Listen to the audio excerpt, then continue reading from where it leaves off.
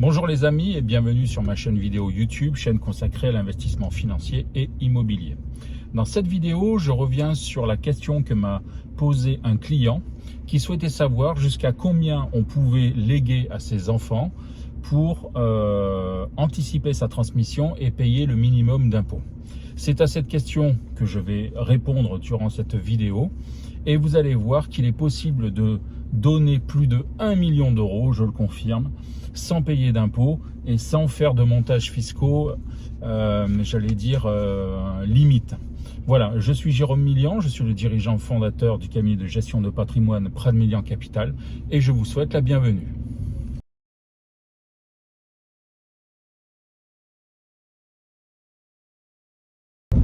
Alors pour savoir si on peut donner plus de 1 million d'euros en franchise de droit, c'est-à-dire sans payer de taxes, d'impôts, la question qui se pose, elle est très simple. C'est est-ce qu'on parle d'une transmission de patrimoine qui est subie ou qui est organisée?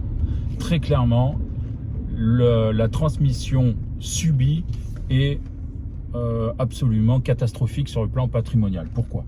Puisque en fait, à votre décès, le notaire va définir qui va hériter, de combien il va hériter, avec une fiscalité qui est non négociable, qui n'est absolument pas maîtrisée et qui n'est pas négociable. C'est tout le problème de la succession subie. Le conjoint est rarement protégé, ce qui est quand même très ennuyeux, et donc il n'y a aucune optimisation ni fiscale ni patrimoniale. Je donne juste 2 chiffres. Je rappelle que pour toute succession dont l'actif est compris entre 15 et 550 000 euros, le taux d'imposition est de 20%.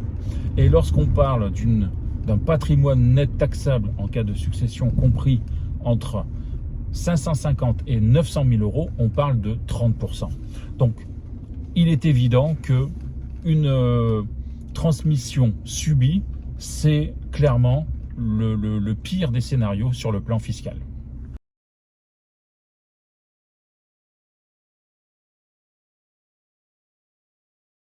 Dans les faits, on peut utiliser 3 outils qui sont accessibles à tout le monde, qui ne requièrent aucune ingénierie fiscale ni patrimoniale, auxquels tout le monde a accès, à savoir, dans un premier temps, vous pouvez procéder à des dons manuels. Les dons manuels sont des sommes d'argent que l'on peut donner à ses enfants et qui sont nets de fiscalité. Le montant est de 31 865 euros précisément par couple, parent, enfant. Ce qui veut dire que dans un couple, papa peut donner, s'il y a 2 enfants, près de 64 000 euros, quand madame peut donner près de exactement la même chose. Donc ça, c'est la première chose. Ce don manuel, je le rappelle, doit être déclaré auprès des impôts. Il ne génère aucune fiscalité. Simplement, c'est important d'acter qu'il y a eu ce don manuel. La seconde chose que vous pouvez utiliser, ce sont les contrats d'assurance vie. Les contrats d'assurance vie sont exonérés de fiscalité jusqu'à 152 500 euros, encore une fois, par couple, parent, enfant. Ce qui veut dire que lorsque vous avez 2 enfants, il est possible de transmettre pour monsieur 2 fois 152 500 euros, pour madame exactement la même chose. Troisième outil, vraiment très classique, c'est l'abattement de 100 000 euros tous les 15 ans. Ça veut dire que tous les 15 ans, vous pouvez donner jusqu'à 100 000 euros en franchise de droit. Rien n'empêche bien évidemment de donner 110, 120, 150, 200 000, que sais-je, mais jusqu'à 100 000 euros, il n'y a aucune fiscalité. Ceci nous amène à l'exemple chiffré suivant. Prenons un couple qui a 2 enfants.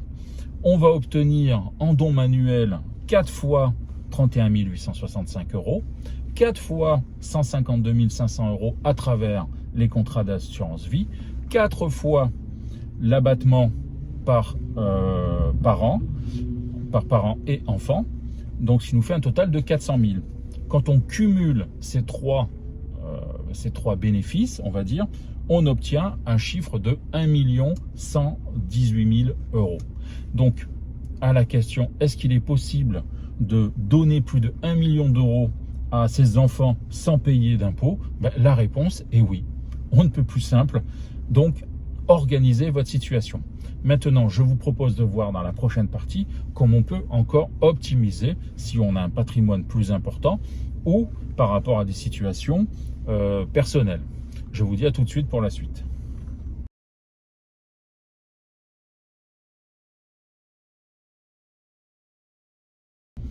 Si l'on détient un patrimoine plus conséquent ou qu'on n'a pas forcément 2 enfants ou que toutes les situations sont possibles, tout le monde n'a pas les liquidités pour faire des contrats d'assurance vie ou pour faire des dons manuels.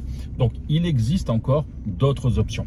On va en citer 4 pour avoir un panorama général. Mais encore une fois, à ce stade-là, c'est du sur-mesure qu'il faut réaliser. Du sur-mesure que vous allez faire avec votre conseiller en gestion de patrimoine et votre notaire. Donc, la première chose qu'on peut inviter nos clients à réaliser, c'est de commencer la transmission de leur patrimoine, de réaliser des donations, j'allais dire relativement jeunes. Et je fais référence notamment au don, à l'abattement de 100 000 € par couple, parent-enfant, réalisable et actualisable tous les 15 ans, qui, si vous en réalisez un aux alentours de 60-70 ans, très probablement, vous serez en mesure d'en réaliser un second. Donc, ça veut dire que on peut déjà, rien qu'en anticipant les choses réellement, on peut avoir un bénéfice en matière de transmission qui est très conséquent. Le second outil qu'on peut utiliser, alors c'est vraiment très commun, et vous l'avez probablement vu soit pour vous, soit pour votre famille, c'est les techniques de démembrement, c'est-à-dire qu'on procède à des donations en nue propriété avec réserve d'usufruit.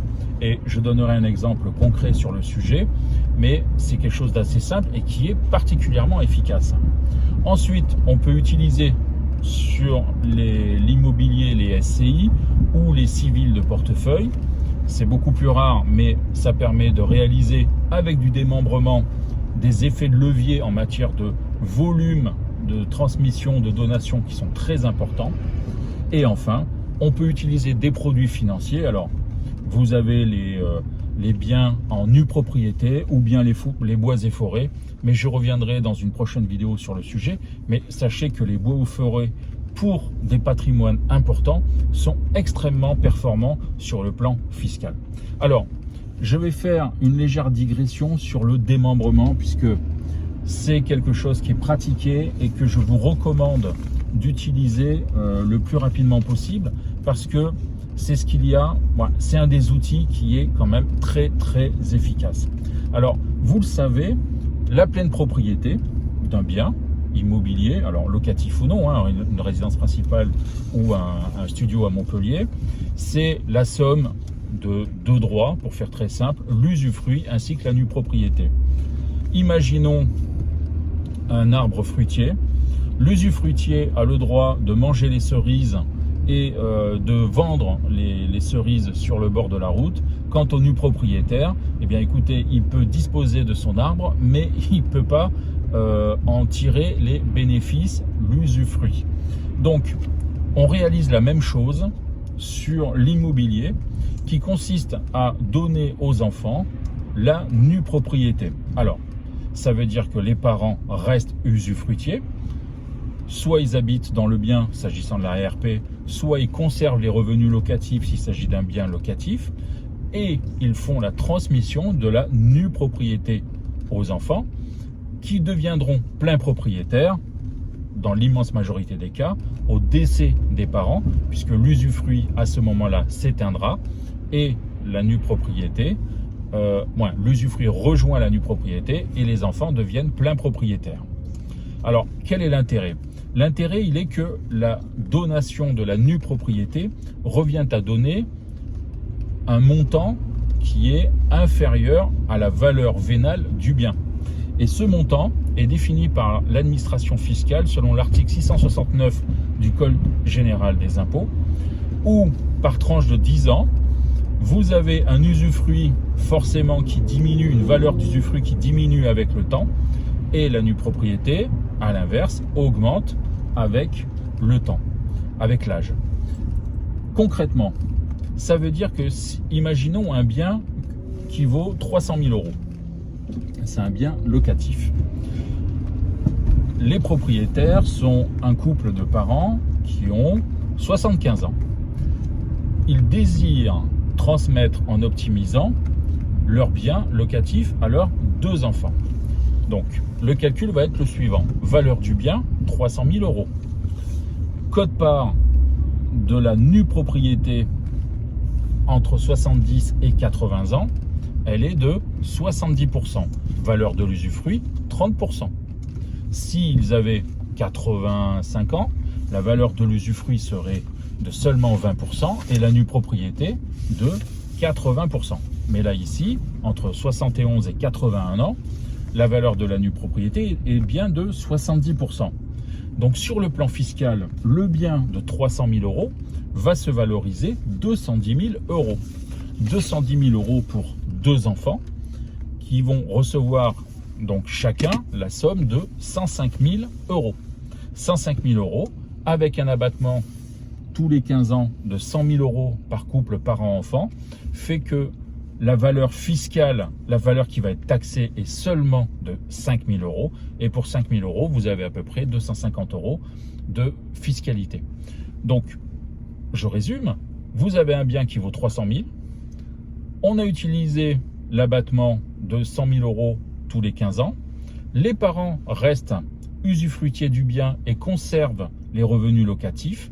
Les enfants ont reçu une valeur vénale finale de 150 000 euros, mais sur le plan fiscal, en raison du démembrement de propriété, a été gagné juste avec l'abattement de 100 000 euros. Donc, si vous prenez ce système et que vous l'ajoutez à la partie précédente, quand on fait les calculs, vous vous rendez compte que très rapidement, on a un très bel effet de levier. Voilà un petit peu ce qu'on peut réaliser. Et alors, sachez que j'ai pris un exemple volontairement très simple, mais ça s'applique également au SCI, c'est-à-dire qu'on peut démembrer des parts de SCI.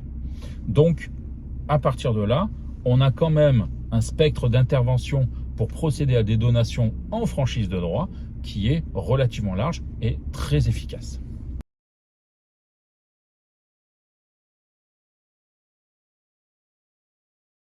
Alors, quels sont les profils qui doivent vraiment travailler sur une organisation patrimoniale, une transmission optimisée?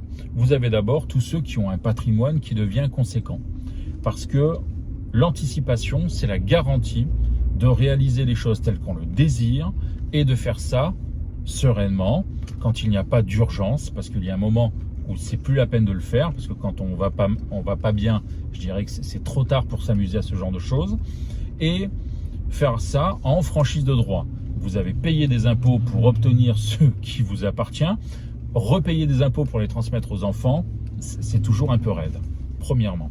Deuxièmement, vous devez travailler sur doivent se saisir du sujet les familles recomposées, les couples avec une grosse différence d'âge, parce que en fonction du régime matrimonial ou pas, il y a des conséquences relativement importantes. Donc, vraiment, travailler sur le sujet de sorte à pouvoir anticiper tous les cas de figure. Troisième cas, vous avez les parents d'enfants handicapés qui, de mon point de vue, doivent vraiment se mobiliser sur le sujet parce que il est important d'assurer les ressources financières d'une personne en situation de handicap. Et enfin, j'allais dire à contrario, toutes celles et ceux qui n'ont pas d'enfants et pour qui la transmission va finir principalement soit dans les bras de l'État, soit avec une fiscalité à 60%. Donc, ce qui veut dire que les membres de la famille qui vont hériter, les membres lointains de la famille qui vont hériter, vont se retrouver avec une telle facture fiscale que de toute façon, ils l'utiliseront. Ça ne sera pas ultra intéressant pour eux. Voilà, vous savez tout.